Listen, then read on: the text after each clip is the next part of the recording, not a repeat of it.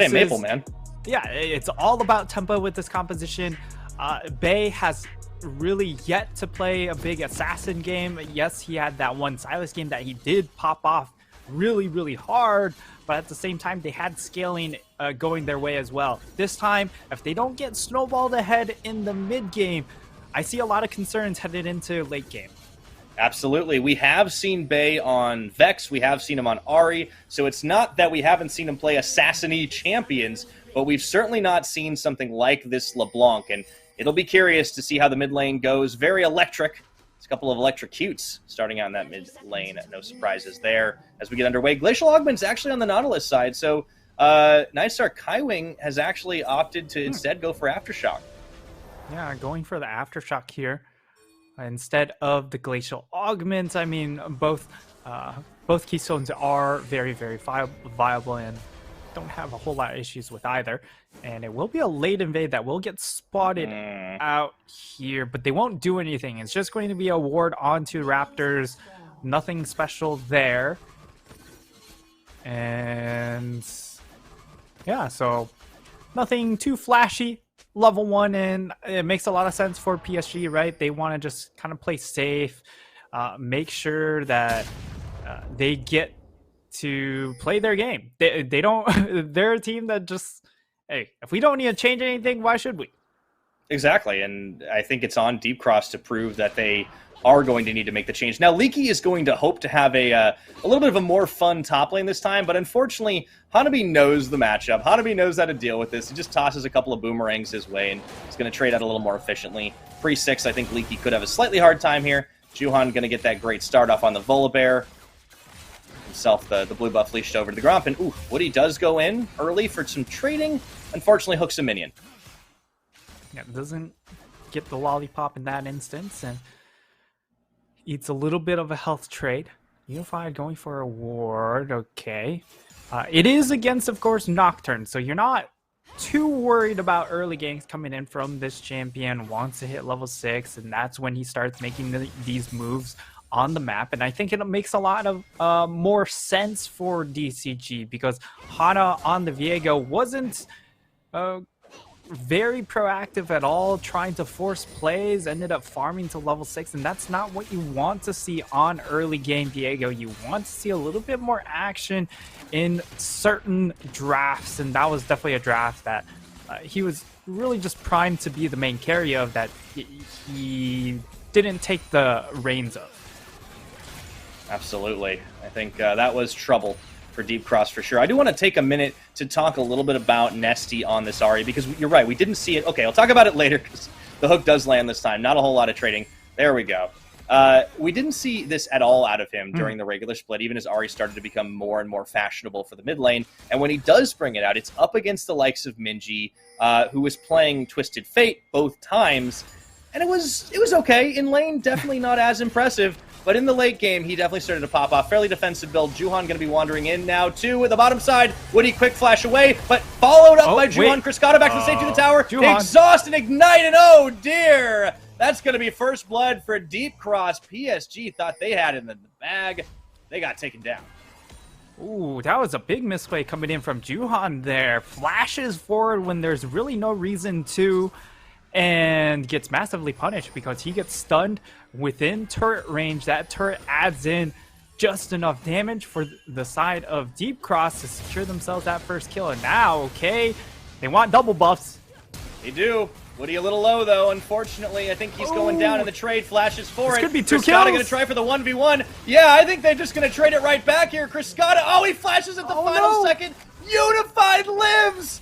And the trade goes right back.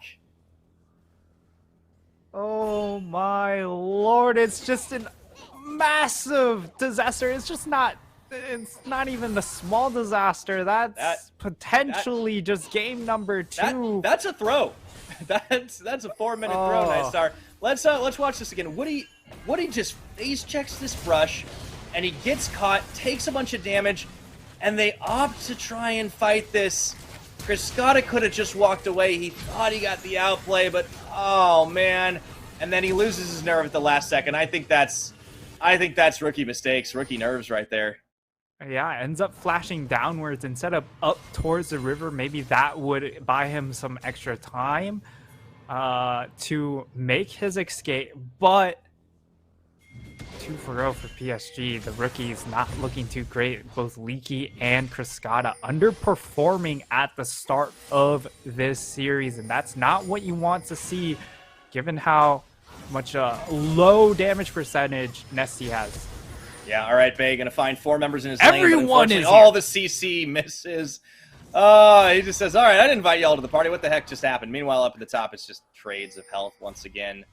But PSG once again having a great time, despite an early whiff on the bot gank. A mistake by Juhan gets completely gifted back over to Unified, and it's Boots' advantage right now. He's got 150 bounty, and it's 5 minutes. Charm on. A little bit disgusting, and as a result, with that early bot advantage, they're going to rotate over for this Fire Dragon. Should be easily secured there, no problem.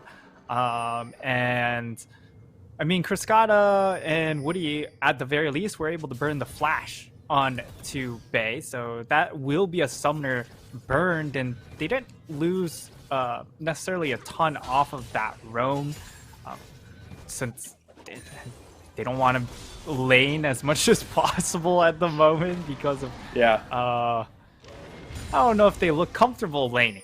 So anytime you're able to move out and get a change of scenery, that's going to be a little bit helpful. It's true, but you do want to try and at least keep up in the experience and in the farm. Unified does have a level advantage over Cascada right now. It's a good thing they did build a little more late game insurance, right, Nightstar? Because at the moment they are looking like they're going to need it. I don't know if that one play alone is enough to make the entire laning phase a wash. It certainly makes bot lane real rough, though. Yeah, because all of a sudden Unified is accelerated like 3 minutes. With that extra gold, so he is in a fantastic spot in this game. As Juhan will be able to secure the crab and make out like a bandit. So DCG, though, at the very least, they are on the board. They didn't have to wait forever to get into the game, and this gold lead is very much doable. Yeah, it's definitely something that Deep Cross can come back from in this one. I do think Nesty has been playing relatively well up against the side of Bay, hasn't had an opportunity to get the solo kill. We certainly are going to be keeping our eyes on how well Bay can pilot the LeBlanc, because we wanted to see if PSG had some different picks in their pockets, if they can play some more of this, some more of these champions that have been more in vogue for other mid laners that Bay hasn't necessarily been tested on. But with a farm advantage right now, hasn't gone down, did burn his flash.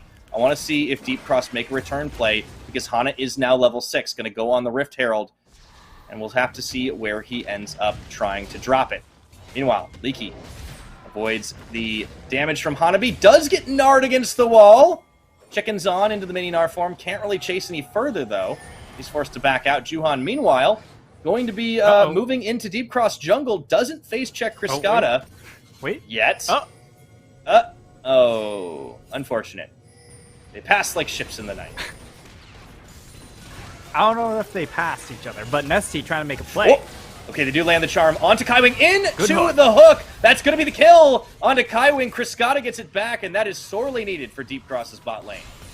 Very, very well executed coming in from DCG. Kaiwing gets punished in that instance. I mean, and it was a bit of they tried to fall back to the turret, but they had such a long ways to walk that Nesty, with so many dashes on the Ahri, able to capitalize. Yeah, no, that was a really good play. A nice setup. It does mean that Bay does get a little bit of free push in mid, but this is an ST special. Get the roam on, get the lane gank on. You got to keep in mind with Deep Cross, it's not just the jungler that's coming to the party. Just about everybody can. So really nice play by him, and it does crucially give the kill over to Cascada. They also played well around the flash timing for Kaiwing as Unified launches a cheeky rocket to stop the back. Yeah, able to stop the backs. That's actually sort of important, right? Because they do have a level advantage down in this bot lane still. So if you're able to keep them in lane, you still have a lot of trading power.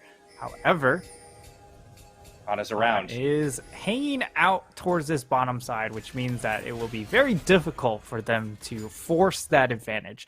So now, as things stand, we get to see the gold differential, and Unified still 600 gold ahead of Cascada, but Cascada is the highest income member on the side of DCG, and he is at the very least able to stay ahead of everyone else on the side of PSG. So it makes for an interesting mid game where the Philios can be stronger than the Jinx, because Jinx really explodes at that 3-item break.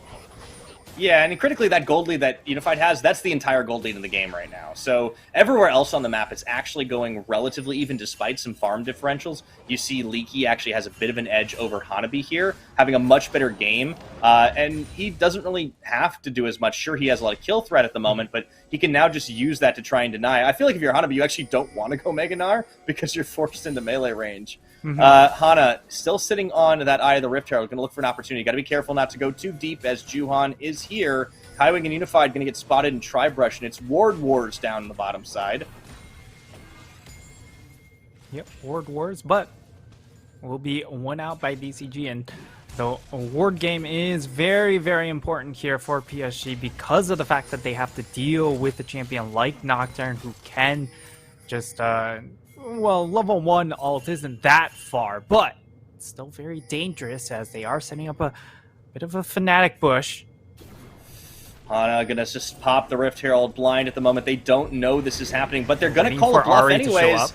Yeah, Cascada is really far forward. This is gonna be a flash. You have to think, oh, he gets cut off as he tries to dodge it. In goes the Volley Bear. Cascada is able to flash away, can't escape all of the CC. The Stormbringer, but a Moonlight Vigil is gonna be enough to turn this one around.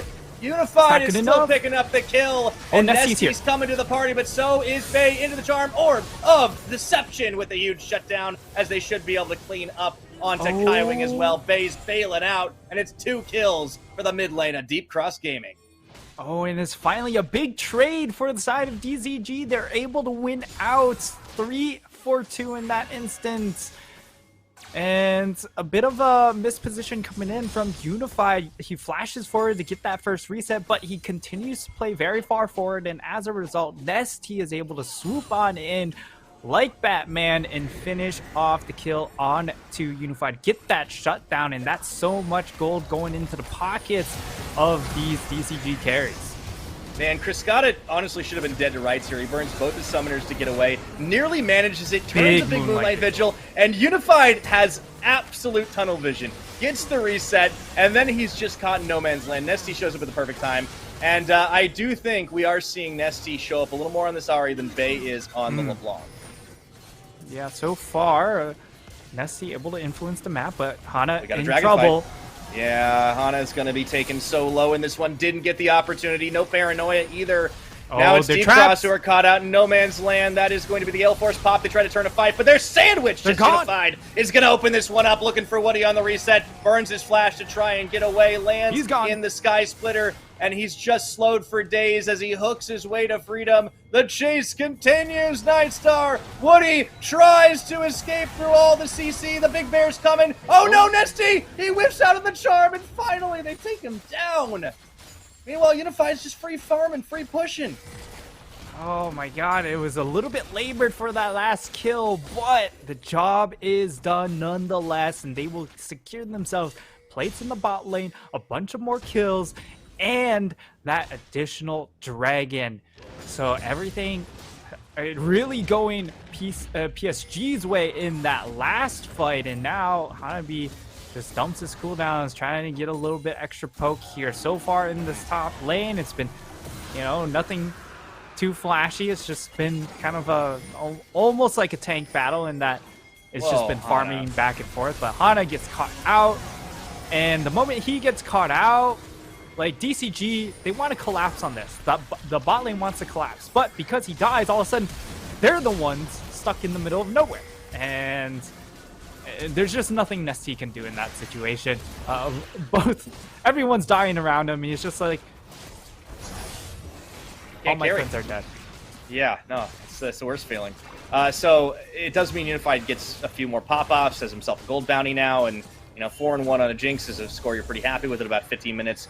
Gets the Dragon as well. Hana really has to be careful about the positioning as he just gets caught out. They were trying to flank, but he's not the tanky Nocturne. He doesn't really have a whole lot to sustain himself. Sure, the Stride Breaker's great to stick, but he needs to be the one initiating. So other Mythics starting to come online here. Nesty does buy himself the Everfrost. And they can still look for fights, but this is the mid-game. This is the time that PSG are going to be feeling at their best. I think Bay has not been all that impressive comparatively, but he doesn't have to be, right? He hasn't had to be, but this time around... Good Gale Force. There we go, into the Paranoia. That was the turn, and do they have the damage? As the flash was not necessary. Kaiwing covering. He didn't actually have the flash, excuse me, as they do get the sack on. Nesty's going to get away, meanwhile, in the mid, but a great job of protect the President. Kaiwing able to keep Unified alive. Yeah, able to protect that 150 bounty. Yes! Unified, after he just got shut down, comes back with the kill and instantly back onto another bounty. So it was a well worth trade for Kaiwing in that instance, being able to protect the gold bounty on to Unified. But for DCG, they get themselves yet another kill. They are able to just keep on applying pressure onto this Jinx pick. And I think the other thing from this draft for DCG is just we see that they're trying to just focus down onto one target in both of these first games, right? The first one was about just locking down Hanabi over and over again. And this time it's about killing Unified over and over again. If they can. I mean, that's the issue. Unified even going for the Phantom Dancer. As the Rift Herald is popped in mid, that will get the charge off. Unified should be able to clear that away with trouble. But Deep Cross, you can see that they're playing a little more defensive this time, playing a little more scared. It's a 4v4 with no teleports available topside to join this fight. But they don't want to take it. This is the time in the game where they're going to have a harder time. Juhan on that big bear front line, going to be able to keep them at arm's length. Meanwhile, we just see trades up in the top. It's a farm advantage for Leaky. That's honestly the only difference we've had this game, although he's taking a lot of boomerang shots. Got to be careful there. Tries to turn for the 1v1, and oh, my word! He didn't even get to hit his R button. Oh, no. What happened? Well, I want to see that replay. I don't even care that Hanabi died. I mean, that's revenge. That's defending your top laner's honor. But Leaky, where was your R, my dude? Oh, Leaky having a bit of a rough start to his playoff career. But now, okay, good Gale. A good Gale Force away, able to hold on to both of his summoners, but Dragon coming up in a minute. Criscata, we'll see if he's able to stop this back. Nope, unable to. So now coming in to this next Dragon fight for the side of PSG, they'd like to play things a little bit slow here because they do have the LeBlanc, a bit of more of a poke assassin mage, right? You just want to have her jump across the wall, get a bunch of burst damage onto a single target, and essentially eliminate them from the fight. They don't. It doesn't have to get the kill, but if you chunk them out a whole lot, then it doesn't matter if you don't get the kill because they're still gonna have to go in for a back. And Hana, not again. This is, he's dead. That's half his health bar. Essentially dead. Oh, okay. And the flash. Not dead. He is a ghost, though. I'll give you that. Man, Hana is not going to be very useful for a little bit. Oh, he does have an ult. okay. He does hit level 11. That's critical. But Nessie, the flash forward into the charm, into the hook, into the everything onto Juhan, and he's just tanking it all right now. But they don't have enough damage to shred through him. Leaky around the backside. He's gonna here. open up, but he's taken so well this time. He gets the Undying Rage, and they've got to go to try and get a big shutdown. Meanwhile, Bay in the backline can't find the priority target they wanted. And he turns and tries to juke it out, but the focus is on Bay so low in the pit, but they don't get him. One kill for none, though, after all that. And ends up being a labored effort for one kill, but the health bar advantage in clear favor for the side of DCG, so they will have the priority over on this mid tower and also onto the Dragon. So it should be them turning their attention onto Dragon now. Hana still has a smite available even after using it onto Raptors. Juhan, though, perhaps interested in challenging, has smite of his own. This is dangerous. Yeah, I got to try to go for it. And oh, it's going to get secured up, but Hana will finally go down. Meanwhile, PSG going to try to make him pay for cutting down the Drake stack here. Nesty going to wait, should land that charm into the combo and the Orb of Deception, into the root. Great Everfrost. Excellent, great Everfrost on that to stop it. So they do manage to get the tower, get the dragon, and let's see how this all started after Hana was completely chunked. Leaky waits around the side, and keep your eyes on Nesty, because this man has got the magic fingers. He flashes forward to get the Everfrost, and Juhan was never given an opportunity to use that ultimate until at the pretty much the very end.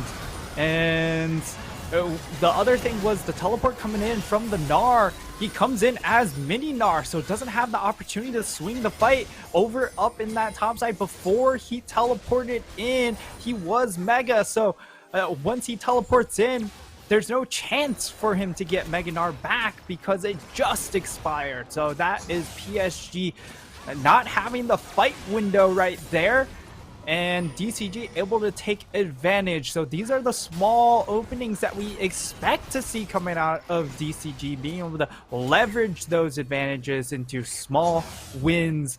But they need more than just that. They need this next dragon. They need a Baron, because as it stands now, PSG's, you know, yes, this is a mid-game composition, but it's still unified on the Jinx.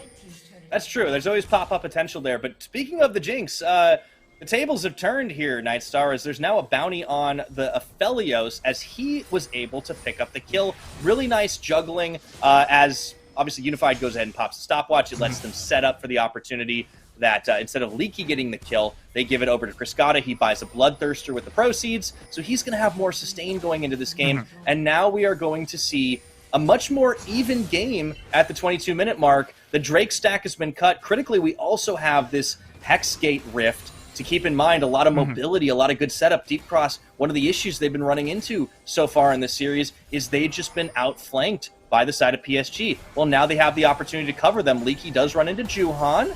Okay, Sky Splitter is going to go ahead and land there. Doesn't really matter too much. Leaky is able to dash away to freedom. And they're going to bring everybody, including Nesty, into this mid lane. And it does seem like we have ourselves a little bit of a Baron bait. Yeah, now this is going to be interesting to see how PSG play out this mid game, because Bay is putting in a position where he has to push for more. He has to be a little bit more of a risk taker and trying to delete people, as they will force summoners. But now DCG turning on to Juhan, forcing him to go away. Meanwhile, look at the back, though. They do have the move in. And, oh my goodness, Hana gets completely deleted as Kaiwing was just keeping the rest of the team at bay. Leaky in the back line trying to make something for it. A big shutdown there for the Aphelios. But Leaky's going to be running out of the Undying Rage. Mega Gnar coming in. This is the second win. They can follow in. They get the Gnar against Criscata, but he is able to just get out of that. Just enough time to pick things up. And the Jinx is running wild. Nesty is absolutely going nowhere except straight back to the fountain. Oh my god, Pyra! All of a sudden, we talk about PSG, they need to find a way to make a play. It looked like the DCG were going to be able to bail themselves out, but they try and double down. PSG win that fight, and now this is the opening that they can use to really flip the game on its head once more. They get themselves a Baron. Now they can set up in a bit of a 1-3-1 play style. We'll see how they play from here, because it is against a pretty strong Tryndamere. But so we get to see the replay. Juhan tried to get the pick onto Woody, and they flash out. Looks like that'd be just done. That's it. But Nesty and Leaky, they come in on the flank angles, and Kaiwing, he collapses onto Criscata in an attempt to try and keep them occupied. I mean, DCG, they're just a little bit lost when it came to target focus, and because you're missing Criscata's damage on that upfront burst, they weren't able to get some of these health bars low enough, and Kaiwing comes in with the Hex Gate at the very end to also get the final stun onto Nesty. Yeah, Deep Cross just biting off way more than they could chew after being caught out. I mean, Woody just goes a little too far forward. They spend all that engage on Juhan, and he just jumps out. Like, sure, they get him in the end, but yeah, Deep Cross just getting a little too hyphy here. Going to have to be careful. There is another Dragon live on the Rift, but PSG are just actively baiting this one. Bay's around. Unified going to open this up. He is pretty fed, so he can kind of just do this solo if he wants. Deep Cross have to make a move if they want to go for the 5v5, and they're going to try to do it, but Leaky goes into the back, not with the rest of the team. Paranoia is going to be on, but it's just defensive. That Hexgate went a little too far, my friend. Oh, the Hexgate, I mean... Uh-oh. Oh, no, he's... Oh, no. Bursted out. Okay. All right. He does hold on to his ult, and that's the most important part, because if he's able to reset and reapply himself on maybe a flank, maybe they can still look for a fight. But now PSG get excited. They look to push for this mid-in hit. Yeah, just that Polar Bear zoning is just so brutal right now with the Baron Empowered push. Spending the Moonlight Vigil doesn't do nearly enough damage at all. Bay's only down to half health. Meanwhile, the rest of them, they have to turn around for this one. Nesty on the front line goes into stasis, but they're just collapsing. PSG opening up once again, and Nesty and Leaky are not long for the Rift. They try to get a deletion, but in the end, it is going to be the 4-0. Maybe they can't end it, but maybe they can. Nightstar, they're going to wait for the supers. And excuse me, they're going to wait for the Baron minions to go right in. And Hana, you don't stand a ghost of a chance. 26 minutes once again. Nightstar is all it takes, in PSG, off a couple of mistakes, take game number 2 all the way to match point. Man, oh man, Pyra. This game looks so much different than game number 1, because it felt like DCG had a chance. They were looking good. They had a fair amount of scaling for them. Maybe not necessarily in the team fight, but individually you would favor these champions. But they weren't able to keep the Jinx down, and that was the core issue. PSG, you give them that one mistake, and they will take it to the bank. So even as well as DCG did at the start of game 2, this game ends in shorter time than I believe game 1. It was very close, and yeah, it is crazy. The more things change, the more they stayed the same. At the very end of it all, PSG just needed 1 or 2 mistakes to complete their dominance. And yeah, I liked what Deep Cross was doing, but they just need to choose their engages better. All they had to do was back off. Woody had no flash. You're out, okay, that's fine. But it just wasn't enough. And you know, we talked about how this was a 4-man dive comp. They were going to leave the affiliates to his own devices. They never actually got to do that, because the moment the Paranoia flipped on, Kaiwing completely derailed them. And I think Kaiwing is just like such a master disruptor when he plays something like this Leona on